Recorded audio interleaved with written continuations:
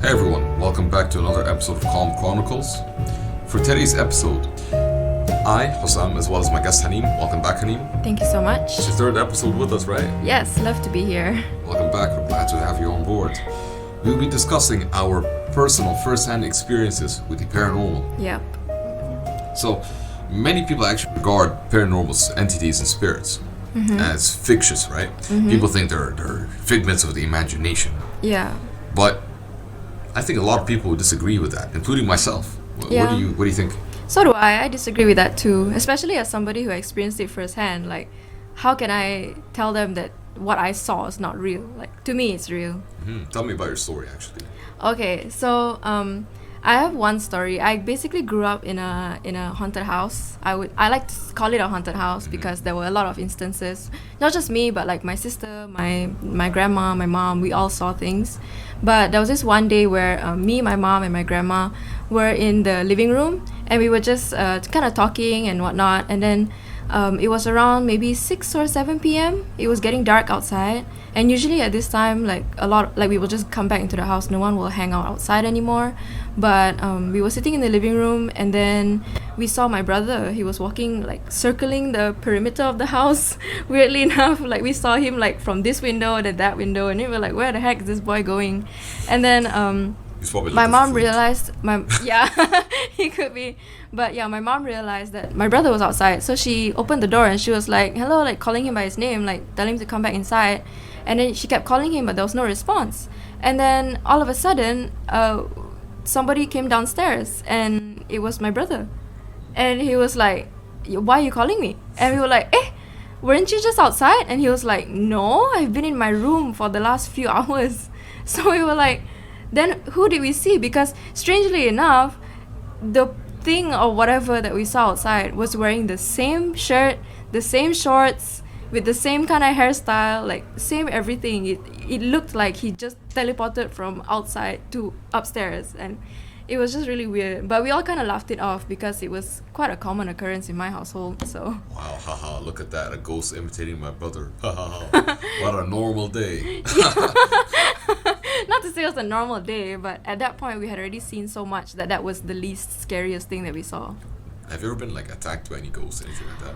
Ooh, there was a day where everybody said I was possessed, but I don't remember any of it, so I wouldn't count it as that. What but happened? It was, oh God. Well, my sister and I used to share a room, so we were just hanging out in bed. Like, she was doing her thing, I was doing my thing, and then at some point, I kind of blacked out. Like, I don't remember anything. I blinked, and suddenly I was on the floor at like the door of my bedroom. So I was like, what am I doing here? And then my mom was there, my grandma was pouring like holy water on me, and then my sister was like crying and screaming and calling me like, Hanim, what's wrong with you? And I was like, what happened? I was like, what is wrong with me? Yeah, I was like, what is wrong with me? I don't know. And then later on the day, they told me that basically my sister said she saw me from like a lying position. I like sat up, like, you know, like those vampires waking up from the coffin. They just like straight like 90 degree.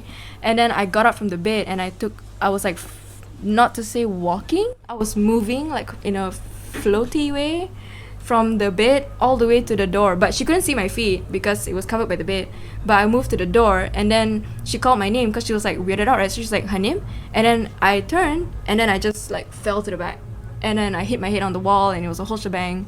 And then apparently there were like few minutes in between where she called my mom. She was like screaming for my mom, for my grandma. And then that's where my grandma came with the holy water and reciting like verses of the Quran in like very loudly, and then my mom was like crying and hugging me. My sister was screaming and crying, but I don't remember any of it, and I wasn't hurt. Why would your house be haunted though? Did you do anything to any spirit, anything like that? Ooh, I don't actually know, but it's built behind a convent, and that convent used to be a hospital for soldiers last time. So it's quite far from the convent, so I don't know. I mean, it's not far, it's walking distance, but yeah, it's not like directly on the land of the convent, so we don't know why they would come here. But you know what, they never hurt us, so it's fine. You want to know something interesting? Yeah. My whole country, any hill in my country, any hill in my nation is haunted. All My of them. house was on a hill. Yeah. Oh my goodness. Wait, but why are they haunted? Like, is it just something that... Okay, there's a lot of reasons for it. Number one, ancient Egyptians did a lot of magic. Ooh. Egypt is still a land filled with like magic, right? And I'm gonna be honest, I didn't believe in black magic until I saw what I saw. Any hill in Egypt you go to, Yeah. you see shadows move. If you're lucky, you only see shadows moving around you. If you're unlucky, you see some really weird dogs, 3 times size of a dog. What a dog should be, quiet, right? Moving around, blacked out, all of them.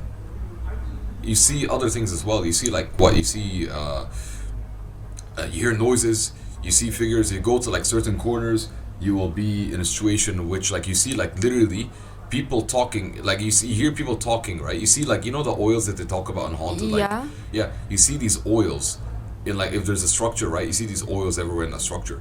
I'll tell you something, right? I'll give you an example of like my house, right? It was built in an area that used to like we have these people called Arabs in Egypt, right? And Arabs like not Arabs like as in our like us Arabs, but they're originally from the Arab Peninsula. Okay. And they dress like Arabs and everything, right? And they're nomads, right? These guys do black magic. I moved to an area where they used to live, right? And basically, my apartment is about like my road. It's about like 40 different towers in 2 streets, and only about 5 or 10 like different families living there, right? Desert, nothing there. Nothing, and the place has a creepy aura around it. Like you go there and you feel like there's something off about this place, right? Right. You see my apartment, right? You enter the elevator, right? First off, immediately you notice that you feel like something's off when you enter my building, right? And for some reason, especially at night, especially when it's me, I notice the elevator doesn't work at night, and I have to walk up the stairs. I swear to God, how many flights of stairs? 10. Oh. So yikes. The 4th floor, it's not the worst part. The worst part is that the 4th floor, I swear to God, every time we'd walk past it, the door would open slowly as if it's inviting you in. It doesn't matter what time of day it is, doesn't matter who it was. But for some reason, it's always me. Always me. When I come home, the elevator doesn't work. And no one's ever had this issue except for me, right? Okay. And there was the apartment above mine. One time I had to go up there, right? And like when it was still being built, I swear to God, I saw black magic inscriptions on the walls. I didn't know it was black magic. I went up there, and I'm gonna be honest, right? There's no toilet in my area, right? And I forgot the house key, so I had to use toilet there, right? Ever since that day, things have been moving around in my house. And one time I saw a spirit coming at me. Like physically saw a spirit. What did it look like? It took the form of one of my... Okay, so basically, long story short, I have like... my ancestors are originally from Turkey, right? So my last name sounds really funny in Arabic. Okay. So my friends used to make fun of me for that. So I saw the guy who... Oh no. Yeah, so I saw the guy who... The first like Turkish guy to come to Egypt, right? In my family. I know what he looks like. I have a picture of him, right? And I saw him coming at me. Okay. Saying you've been insulting my name and everything and things like that. And this is actually... The thing is, that on its own is not scary. What happened combined with other stuff that's happening in my house, like... There's been like... the first haunting I seen in my house, my brother had this teddy bear, right?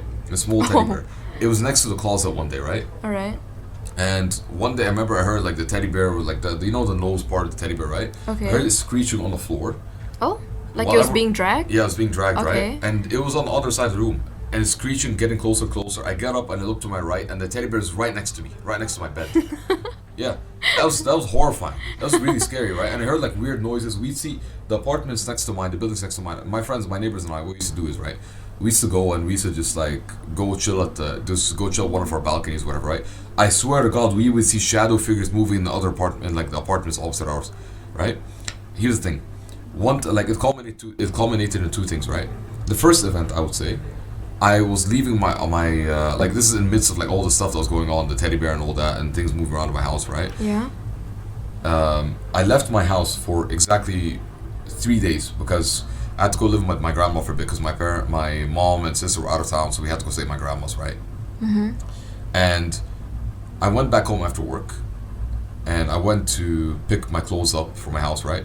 First thing, right? In Islam, we believe that if you know a place is haunted, if you feel a sudden unease when you enter a place, like horror. Yeah. I went up to my floor, right? By the elevator. I went and I opened the door, right? Not before I even opened the door, I swear to God, I felt a dread over me that I've never felt in my entire life, right?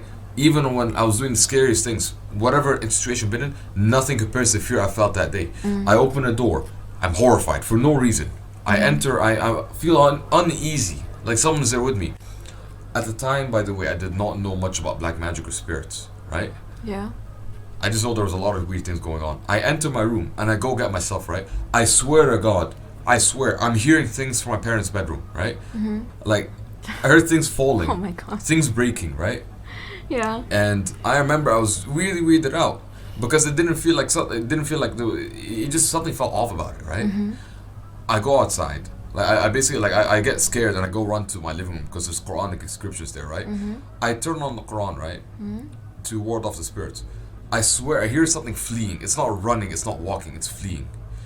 And I pray. What does the sound of fleeing sound like? I don't know how to describe it. It's like I can feel like something is like fleeing, but I can't tell. It's not flying. It's not walking. It's like something else, right? Okay. And I swear to God, I take a prayer, right? I do it like I pray, right? And I feel like something's watching me while I pray.